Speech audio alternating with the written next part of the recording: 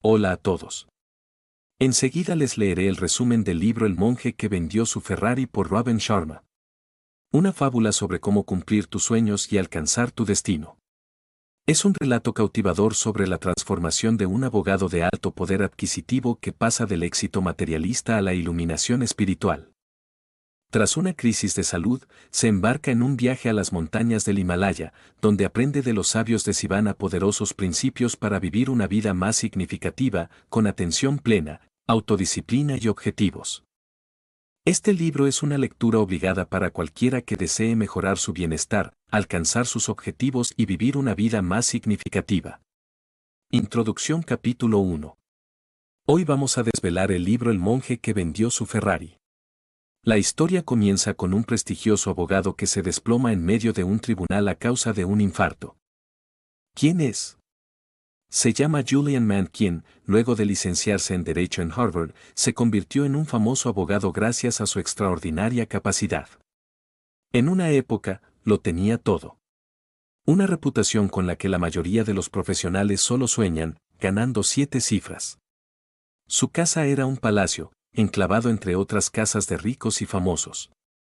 Tenía, además, un jet privado, una casa de verano en una isla tropical y su posesión más preciada, un reluciente Ferrari rojo, aparcado en un lugar destacado de su entrada para que todos lo vieran. Sí, el mismo Ferrari que se menciona en el título del libro.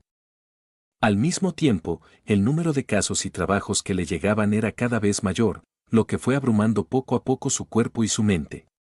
Era incansable y estaba obsesionado con el dinero y la fama hasta que llegó un día en el que finalmente se derrumbó.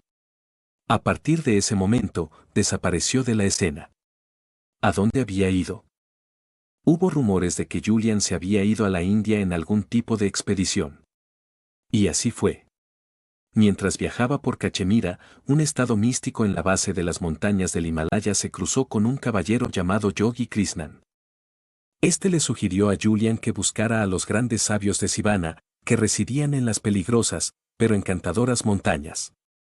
Estos sabios monjes guardaban el secreto para alcanzar la salud plena, la felicidad duradera y la plenitud interior que Julián llevaba buscando hacía tanto tiempo. Pasaron 3 años hasta que volvieron a ver a Julian. Estaba irreconocible. Tenía un aire de calma y tranquilidad que parecía casi divino. Sus penetrantes ojos azules eran tan intensos que te atravesaban como una afilada navaja. ¿Qué magia lo había convertido en ese nuevo ser? Apenas regresó, Julian fue a casa de su amigo John para contarle lo que había aprendido en el Himalaya. Aquí es donde comienza realmente la historia de Julian Mando. ¿Estás preparado para conocer las increíbles experiencias y la sabiduría que adquirió durante su estancia en las místicas montañas del Himalaya? El libro presenta una historia de ficción que nos atrae y nos mantiene enganchados a la vez que nos transmite valiosas ideas y enseñanzas relacionadas con el autoliderazgo, la responsabilidad personal y la iluminación espiritual. Además, la integración en el libro de filosofías y prácticas orientales, como el yoga y la meditación, lo diferencia de muchos otros libros de autoayuda que se basan únicamente en enfoques occidentales.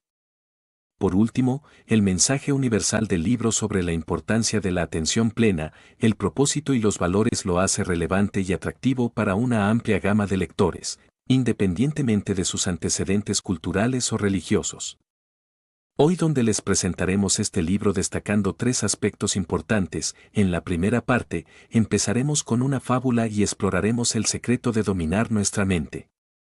En la segunda parte, hablaremos del propósito de la vida. En la tercera parte, analizaremos el poder de la autodisciplina.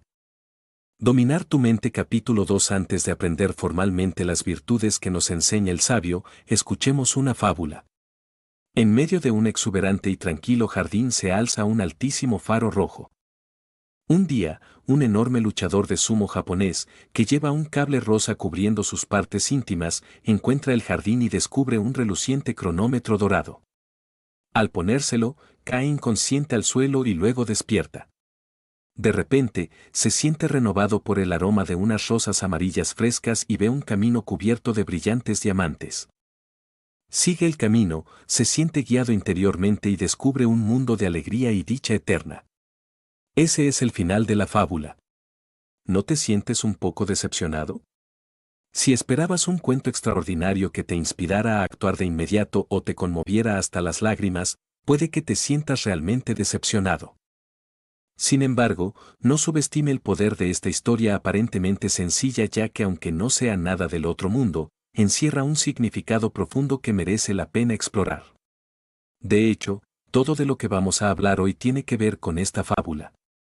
Cada elemento de la historia, desde el jardín y el faro hasta el luchador de sumo y los diamantes, desde el cable rosa y el cronómetro hasta las rosas, simbolizan una de las 7 virtudes para una vida iluminada.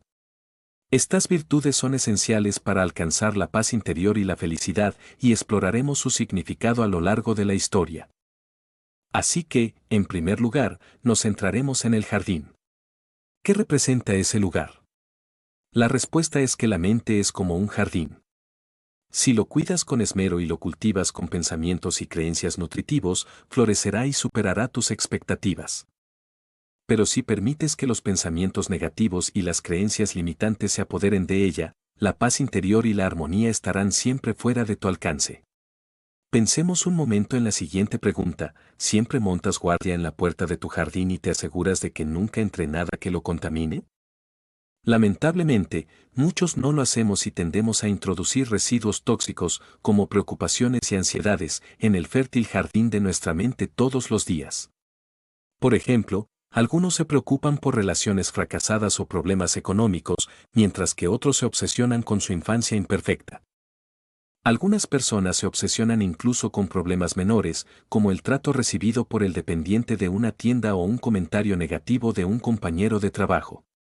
Estas preocupaciones pueden pesar mucho en nuestra mente e impedirnos disfrutar de nuestra paz interior y felicidad. Incluso, con el tiempo, pueden dañarnos el alma.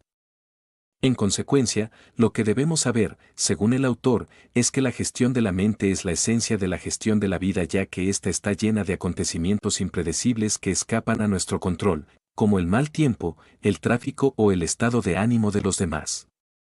Sin embargo, aunque no podamos evitarlas, tenemos el poder de controlar nuestra actitud ante estas situaciones. En cualquier momento, podemos elegir en qué pensar y cómo reaccionar, razón por la cual tenemos que aprender a controlar nuestra mente. Sabemos, además, que en el mundo no hay absolutos. Por lo tanto, las cosas cambian según nuestra perspectiva. La vida está llena de experiencias, tanto positivas como negativas, y no debemos definirlas simplemente como buenas o malas, porque incluso las experiencias más duras pueden ofrecernos valiosas lecciones que nos ayuden a hacernos más fuertes y felices.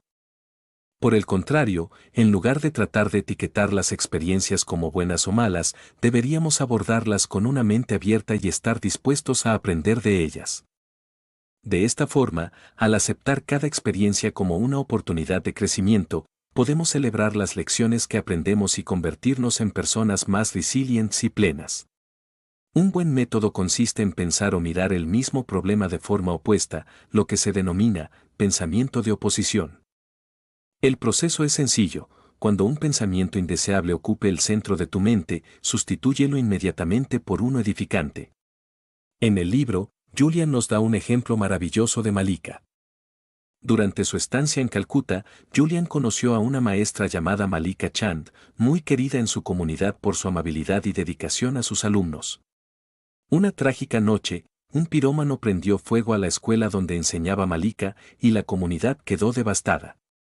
Si fueses uno de los alumnos o profesores de esta escuela, ¿qué pensarías? Mientras otros se resignaban a la pérdida, Malika vio una oportunidad en las cenizas. Animó a los padres y a la comunidad a ver el incendio como una oportunidad para construir una escuela mejor, que sirviera a más niños en los años venideros.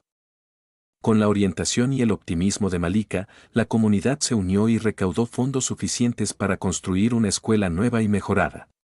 Como vemos, cuando los pensamientos negativos empiezan a nublar nuestra mente, debemos intentar concentrarnos en lo contrario: positividad y energía.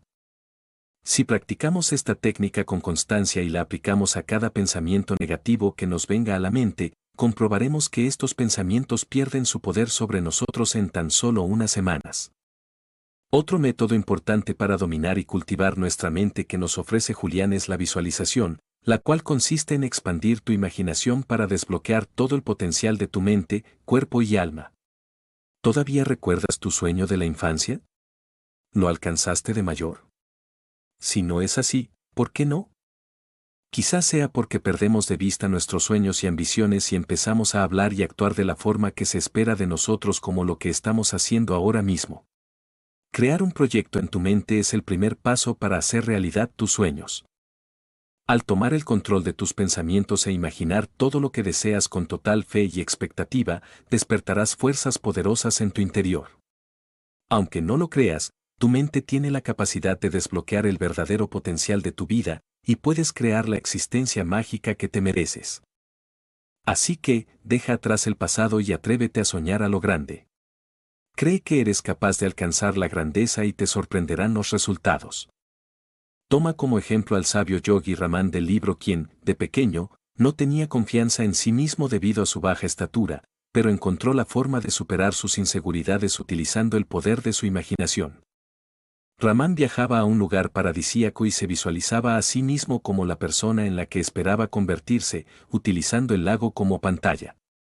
Verse a sí mismo como un líder fuerte y sabio lo ayudó a transformarse en la persona que había imaginado en cuestión de meses. Lo llamó el secreto del lago. Pero eso no significa que tengamos que encontrar un lago en cada ocasión.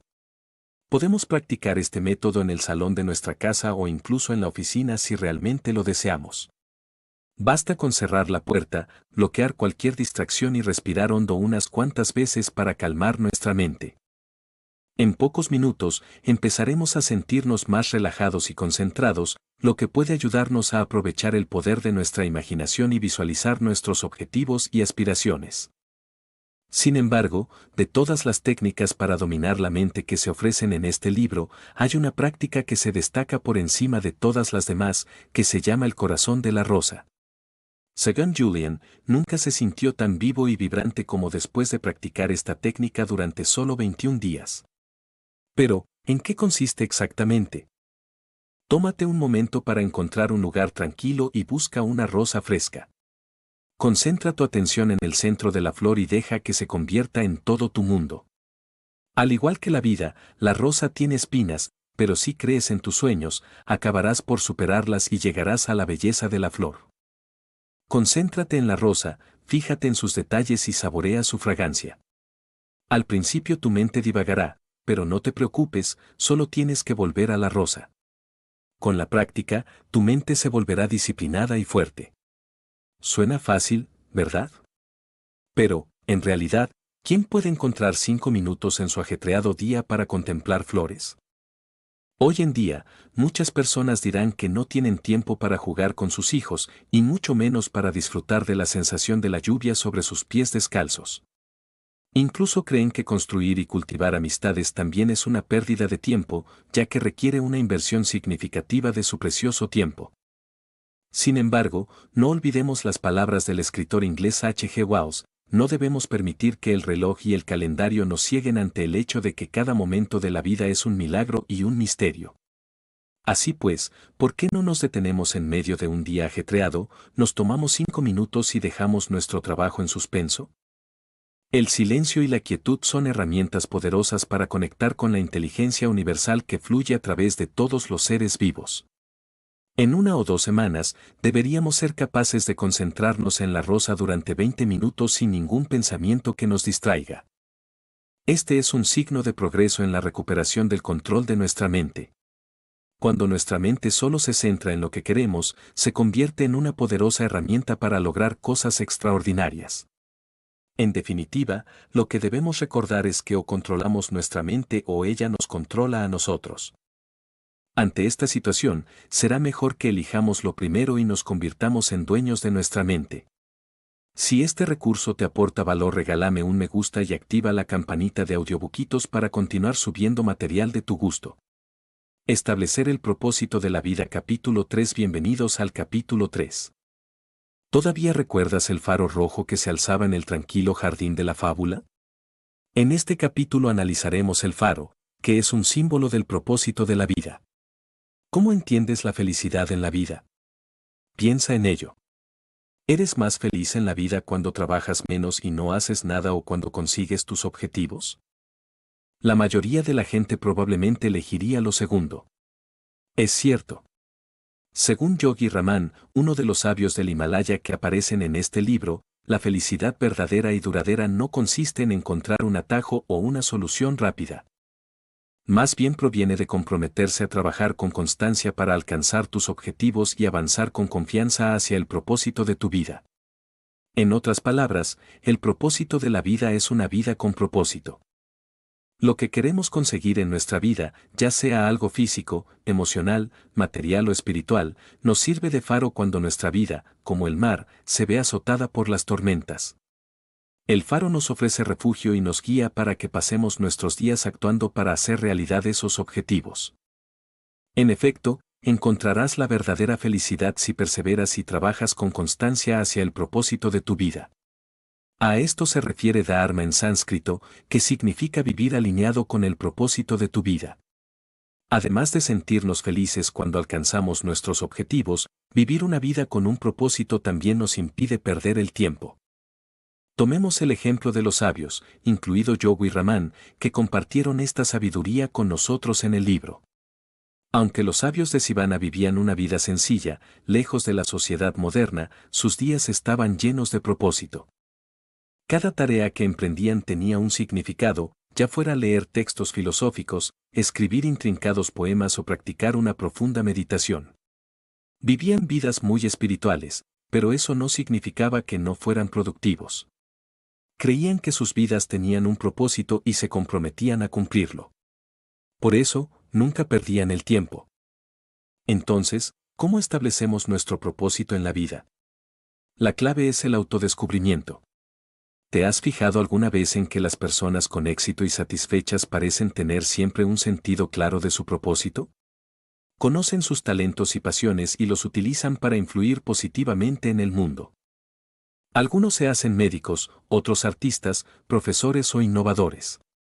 Lo importante es descubrir tu propia misión heroica y tener la disciplina y la visión para perseguirla. ¿No sería un gran pesar ir por la vida y no encontrar ninguna meta que merezca tu pasión? Después de fijar nuestro objetivo, podemos conseguirlo empezando por lo más pequeño. Como dice el viejo refrán, el viaje de 1000 millas comienza con un solo paso. Piensa, por ejemplo, en escalar una montaña. No podemos alcanzar la cima de inmediato y tenemos que ir paso a paso. Del mismo modo, dominar pequeñas tareas puede ayudarnos a ser más capaces de alcanzar objetivos mayores. En resumen, está perfecto vivir con disciplina. Capítulo 4. En la fábula que hemos escuchado antes, el protagonista era un luchador de sumo japonés con solo un cable rosa cubriendo sus partes íntimas. ¿Qué crees que significa ese cable?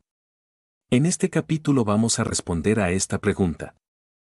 Según Julian, el cable color rosa en realidad nos hará recordar el poder del autocontrol y la disciplina en la construcción de una vida más rica, más feliz y más iluminada. ¿Por qué? ¿Has observado alguna vez detenidamente un cable metálico? ¿Cuáles son sus similitudes? Un cable está formado por muchos alambres finos y débiles colocados uno encima de otro. Individualmente, cada alambre es endeble y frágil, pero cuando se combinan, forman un cable fuerte y resistente que es incluso más duro que el hierro. Este mismo principio se aplica a la autodisciplina y la fuerza de voluntad. Para desarrollar una voluntad fuerte, tenemos que empezar con pequeños y sencillos actos de disciplina. Con el tiempo, estos pequeños actos se acumularán y fortalecerán tu determinación interior. La clave está en ser constantes y persistentes en nuestros esfuerzos. ¿Cuáles son las ventajas de tener una gran fuerza de voluntad y autodisciplina? El proverbio africano que aparece en el libro podría darnos la mejor respuesta: cuando las telarañas se unen, atan a un león. Al liberarnos de la debilidad, ganamos control sobre nuestra vida. Practicar constantemente el autocontrol nos permite conquistar cualquier obstáculo, superar cualquier reto y resolver cualquier problema. La autodisciplina nos da la fuerza mental para perseverar incluso en las situaciones más difíciles. Por cierto, quienes actualmente carecen de disciplina pueden desarrollarla en poco tiempo. Un gran ejemplo de ello es Mahatma Gandhi, recordado por sus actos extremos de autodisciplina en nombre de su causa. Sin embargo, Gandhi no siempre fue un ejemplo de autocontrol. De joven abogado en Sudáfrica, era conocido por sus arrebatos pasionales y no practicaba disciplinas como el ayuno y la meditación, y su camino hasta convertirse en un maestro de la disciplina sirve como prueba de que cualquiera puede desarrollar esta habilidad. Otra ventaja importante de la fuerza de voluntad y la autodisciplina que transmite el libro es que también nos aporta una enorme sensación de libertad. Esto por sí solo cambiará las cosas. La mayoría de la gente cree que tiene libertad para tomar decisiones. No obstante, muchas personas no son verdaderamente libres porque permiten que sus impulsos y los acontecimientos externos controlen sus vidas. Son reactivas y se dejan empujar por la marea. Por ejemplo, pueden dejarlo todo para responder a una crisis laboral sin pararse a considerar lo que es verdaderamente importante para ellos. El estudiante John, que aprendió las lecciones de Julian en este libro, es un prototipo perfecto. John no podía decir que había alcanzado la libertad. Llevaba siempre encima el localizador y siempre estaba de un lado para otro. No tenía tiempo para mantener conversaciones significativas. El monje que vendió su Ferrari reseña capítulo 5 tras pasar más de 12 horas con Julian Mantle, un monje iluminado que solía ser millonario y abogado. John aprendió 7 virtudes que le inspiraron. Julian impartió su sabiduría y enseñanzas a John, y al final de la conferencia, simplemente se levantó y se marchó sin pronunciar otra palabra. No obstante, antes de marcharse, Julian abrazó a John como a un hermano, y mientras salía de la casa, John se sentó solo y reflexionó sobre el profundo mensaje que Julian le había transmitido. Mientras John ordenaba sus pensamientos, se dio cuenta de que la única prueba que había dejado el sabio mensajero era su taza vacía, que permanecía en silencio sobre la mesita de café frente a él. Esta taza era un recordatorio del poder esencial de las palabras y acciones de Julian y de cómo habían tocado la vida de John de forma significativa. Por último, vamos a resumir los 3 puntos clave que recogimos de esta inteligente charla. ¿Todavía los recuerdas? Para empezar, dominar nuestra mente es la primera clave para liberar el potencial que llevamos dentro. El secreto para dominar nuestra mente es vigilar los pensamientos que permitimos que entren en nuestra conciencia.